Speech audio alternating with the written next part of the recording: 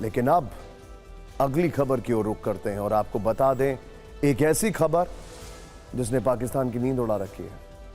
भारतीय सेना हमेशा दुश्मनों को सरप्राइज देती है। अंतिम एक्शन कहां होगा, क्या होगा, ये अभी तस्वीर खुलकर नहीं आई है, लेकिन एक तस्वीर पीओके से जरूर साफ है। इसी पीओके पर आज फिक्र का बड़ा फोकस भी है, क्योंकि पीओके में ही इस आतंकवाद की जड़ है और जब तक ये जड़ें नहीं खोदी जाएंगी तब तक आतंक का स्थायी इलाज, परमानेंट सॉल्यूशन संभव नहीं है।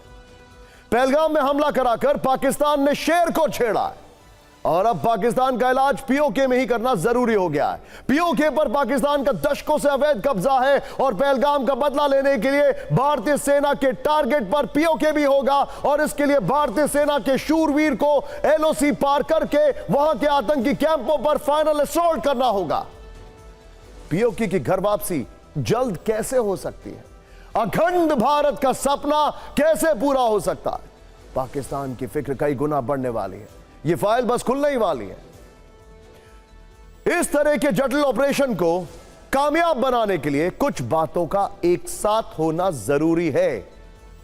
सिंक, जैसे कि ऑपरेशन के लिए सेना के पास ठोस सबूत होने चाहिए, evidence.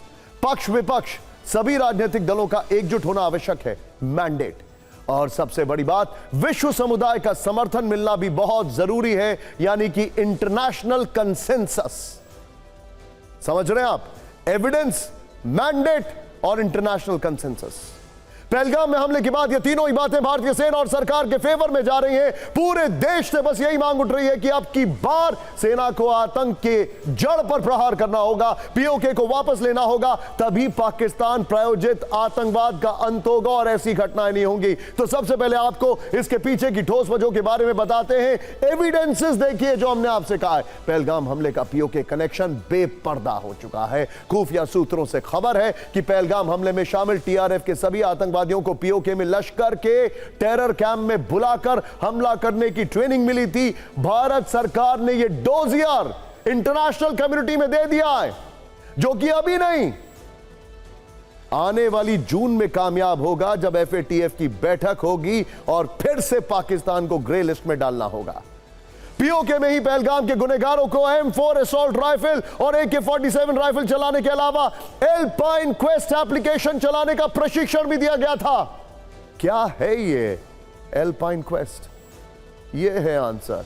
Alpine quest application GPS की तरह डायरेक्शन दिखाता है और इसी ऐप की मदद से आतंकी 22 अप्रैल को पहलगाम के घने जंगलों से होते हुए टूरिस्ट स्पॉट तक पहुंचते हैं। सोचिए, और पीओके में आतंक के इन्हीं शिविरों में हमास ने, आई रिपीट, पीओके में आतंक के इन्हीं शिविरों में हमास ने लश्कर और जैश के ठिकानों के भीतर एक विशेष प्रशिक्षण मॉड्यूल भी स्थापित किया था। आप भी शॉक्ड होंगे, देखते जाइए। इस मॉड्यूल को हम पूरी तरह दिखाने वाले, जिसे पाकिस्तान की खुफिया एजेंसी ISI का समर्थन प्राप्त था। पहलगाम में पहला हमला हमास के तरीके से किया गया था, यह हम आपको कल पूरी डिटेल में बता चुके हैं। लेकिन हमास ने पीओके में लश्कर जैसे जैश के आतंकियों के लिए एक खास किस्म का ट्रेनिंग मॉड्यूल बनाया था। यह खुलासा बिल्कुल नया है। इसकी पुष्टि इजराइल के उस बयान से भी होती है जिसमें कहा गया है कि पहलगाम में बिल्कुल हमास के जैसा अटैक किया गया था। भारत में इजराइल के राजदूत रूवेन अजार हमास के तरीके से पूरी तरह परिचित हैं, बट ऑफ कोर्स, और उन्होंने साफ कहा है कि आतंकवादी सभी स्तर पर एक दूसरे का सहयोग कर रहे हैं, दुनिया में इस्लामिक राज कायम करने के लिए एक दूसरे की नकल करने की कोशिश कर रहे हैं। और इजराइल के राजदूत रूवेन अजार ने यह भी कहा कि पहलगाम में हुआ अटैक बिल्कुल उसी तर्ज पर था जिस तरह से 7 अक्टूबर 2023 को इजराइल में हमास के आतंकवादियों ने नोवा फेस्टिवल को टारगेट किया था। यानी कि SOPs, स्टैंडर्ड ऑपरेटिंग प्रोसीजर्स, एक जैसे थे।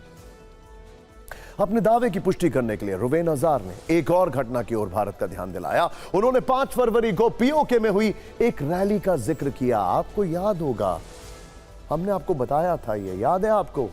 हमने आपको सबसे पहले बताया था। पहले आप उस रैली का ये वीडियो वायरल देखिए, ये देखिए जरा, हम आपको दिखाने वाले। प्ले इट ऑन, ये है वो।